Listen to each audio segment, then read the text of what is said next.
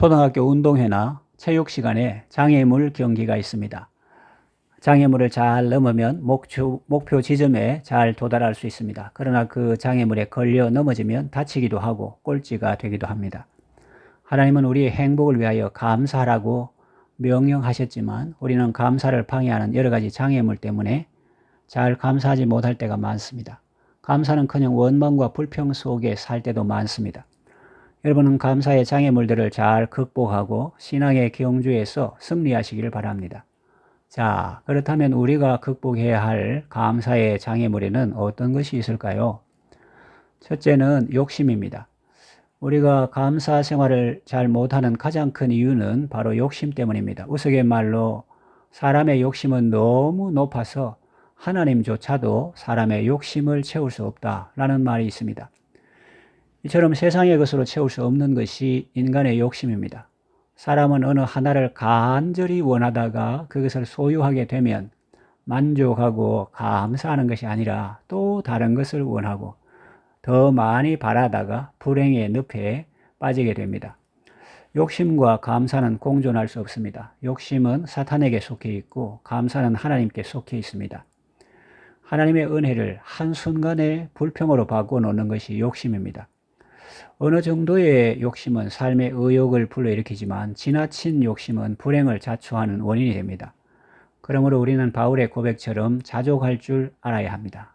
스스로 만족할 줄 알아야 합니다. 빌립보서 4장 12절에 내가 비천에 처할 줄도 알고 풍부에 처할 줄도 알아 모든 일에 배부르며 배고픔과 풍부와 궁핍에도 일체의 비결을 배우노라 라고 말씀합니다. 자족할 줄 모르는 인생은 욕구가 채워져도 감사하지 못하고 또다시 불평하게 되는 거죠. 구약 성경을 보면 이스라엘 백성들이 광야 생활할 때 하나님은 만나를 내려주셨습니다. 처음에 그 음식을 볼 때는 신기했고 놀라웠습니다. 꿀 섞은 과자 맛이라고 극찬했습니다. 그런데 나중에는 뭐라고 합니까? 이 박한 식물이라고 했습니다.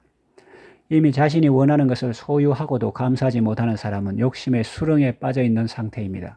성경에서도 지나치게 욕심을 부리고 만족하지 못하는 태도에 대해 경고하고 있습니다. 야고보서 1장 14절에서 15절 말씀 오직 각 사람이 시험을 받는 것은 자기 욕심에 끌려 미혹됨이니 욕심이 잉태한 즉 죄를 낳고 죄가 장성한 즉 사망을 낳느니라고 했습니다. 욕심에 이끌려 죄를 짓고 죽는 삶이 아니라 하나님께 이끌려서 자족하며 영생의 삶을 누리시기를 바랍니다. 둘째는 비교의식입니다. 비교의식은 다른 각도에서 보면 욕심의 또 다른 얼굴입니다. 상대방과 자신을 끊임없이 비교하면서 우월감으로 교만해지든지 아니면 열등감에 사로잡혀 자기 비하에 매몰되기도 합니다. 어느 경우에도 감사하지 못하기는 마찬가지입니다. 비교의식은 우리를 상대적 빈곤감에 빠지게 합니다. 상대가 나보다 많은 재물을 가지고 있거나 나보다 더 많은 사랑을 받거나 더 좋은 학벌을 가지고 있거나 더 많은 재능을 가지고 있는 것을 비교하기 시작하면 감사는 사라지고 불행의 늪에 빠지게 됩니다. 구약 성경에 나오는 이스라엘 초대왕 사울도 그렇습니다. 그는 키 크고 준수한 사람이었습니다. 그러나 다윗과 자신을 비교하기 시작하면서 비참한 삶을 살았습니다. 평생 다윗을 죽이려고 쫓아다니다가 귀한 세월 다 보냅니다. 다윗은 누구입니까? 자기 사위 아닙니까? 그리고 또 충신 아닙니까? 그러면 사랑의 대상이고 축복의 대상이지 절대로 비교의 대상은 아니죠. 그런데도 사울은 자신을 다윗과 비교하며 시기 질투하다가 결국 비참한 최후를 맞이했습니다. 사탄은 끊임없이 비교를 통해 우리를 시기심의 노예로 전락시켜 비참하게 만듭니다. 인생을 비참하게 만드는 것은 가난에서 오는 슬픔도 아니고 실패에서 오는 고통도 아닙니다. 재능이 모자라서 내뱉는 탄식도 아닙니다. 가장 큰 비참은 비교로부터 옵니다. 비교는 인간이 선택할 수 있는 가장 어리석은 행동입니다. 나는 너무 못생겼어. 난 너무 뚱뚱해. 난 너무 키가 작아. 난 머리가 안 좋아. 나는 좋은 대학을 다니지 못했어. 난 집안 배경이 안 좋아. 스펙이 없어. 난 가진 돈이 없어. 이런 모든 말들은 모두 남과 비교해서 인생을 바라보기 때문에 나온 자기 비하의 소리들입니다. 우리는 나에게 있는 것이 아니라 남과 비교하는 것에 온통 관심을 쏟습니다. 그러나 이렇게 비교의식에 사로잡힐 때마다 하나님의 말씀을 기억해야 합니다. 하나님이 뭐라고 말씀하십니까? 하나님이 뭐라고 성경에 말씀하셨습니까? 너는 나의 사랑받는 자녀다. 내가 만든 최고의 걸작품이다.